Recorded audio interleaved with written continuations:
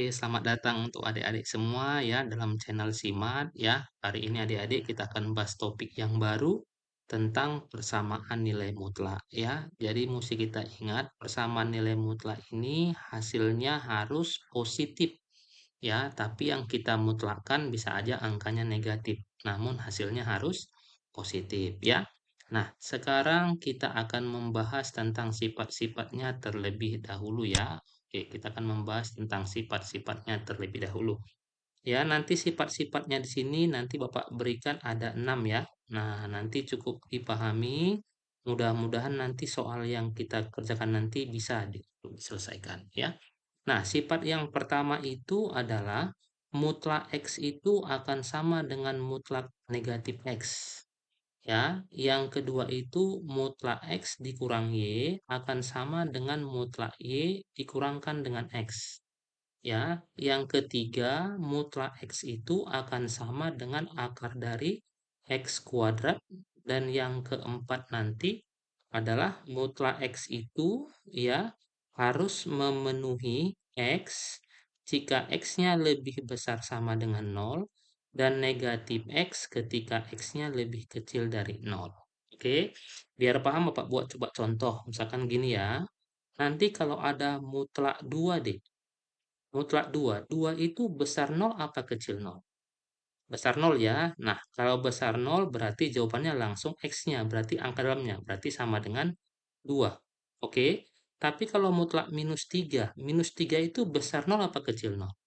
Kecil 0 kan? Nah, berarti gunakan sifat yang ini. Berarti negatif dari negatif 3. Maka hasilnya adalah 3 ya. Jadi ingat, semua hasil nilai mutlak harus bernilai positif. Oke, bisa paham ya?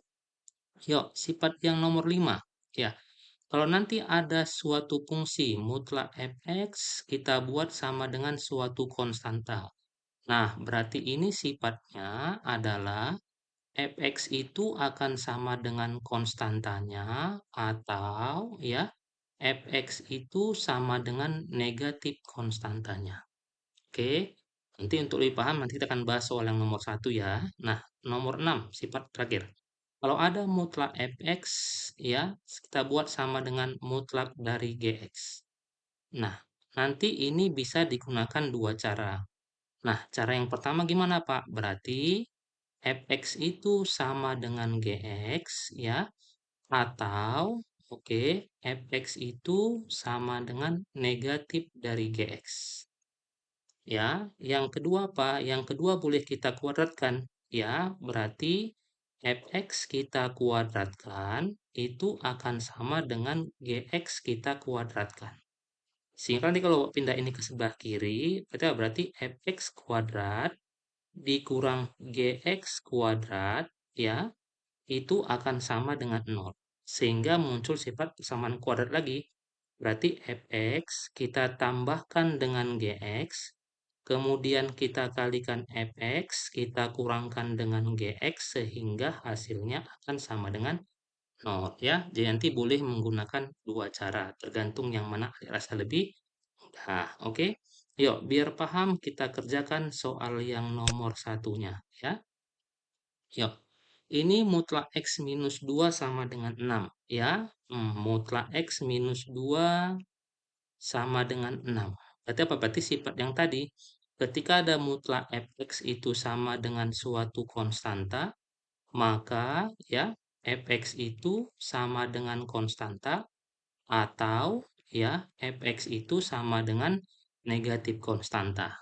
Ya, sehingga apa? Mutlak x minus 2 sama dengan 6 ini akan menjadi apa, Dik?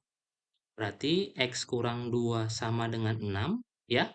Atau x kurang 2 sama dengan minus 6. Bisa ya? Gampang ya? Nah, Bapak pindah di berapa? Berarti ini x sama dengan 8 atau x sama dengan minus 4. Ada jawabannya? Ada ya, jawabannya cantik ya. Jadi cukup menggunakan sifat yang ini, adik-adik sudah memperoleh jawabannya. Bagaimana? Mudah ya? Oke. Yuk kita lihat soal nomor 2. Ya, nah ini.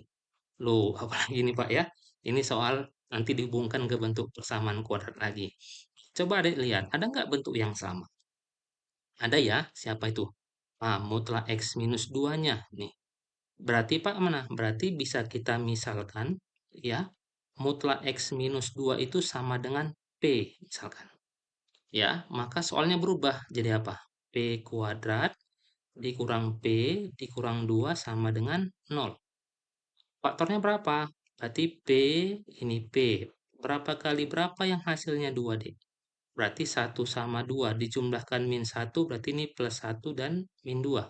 Benar ya? Berarti P sama dengan min 1 dan P sama dengan 2. Oke. Nah, bukan ini jawabannya, tapi kan ubah lagi bentuk misalnya. Ya, tadi P itu apa? Berarti mutlak X minus 2 sama dengan min 1 dan mutlak X minus 2 sama dengan 2. Oke, tadi Pak bilang, hasil mutlak boleh negatif enggak? Enggak ya, hasil mutlak itu harus positif. Sehingga ini mutlak X minus 2 sama dengan min 1 sudah tidak memenuhi. Berarti enggak usah dikerjakan lagi.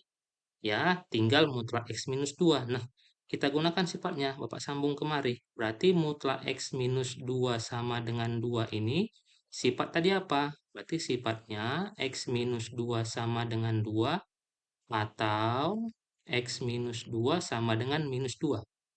Benar ya? Berarti ini X-nya berapa? Kita pindahin. 4. X-nya berapa? 0. Berarti 0 dan 4. Ada jawabannya? Ada. Yang E. Nah, gitu ya. Mudah ya. Jadi persamaan mutlak ini tidak susah. Yang penting tadi adik harus ingat sifat yang 6 ini ya. Sifat yang 6 ini harus adik bisa pahami dengan baik. Oke, jadi sekian dulu perjumpaan kita. Bapak harapkan kamu bisa memahami persamaan nilai mutlak ya. Jadi kalau menurut adik channel ini bisa bermanfaat untuk menambah pemahaman dan pengetahuan adik mengenai matematika, ya jangan lupa di subscribe, like, dan di komen. Oke, ingat matematika itu mudah dan menyenangkan. Terima kasih.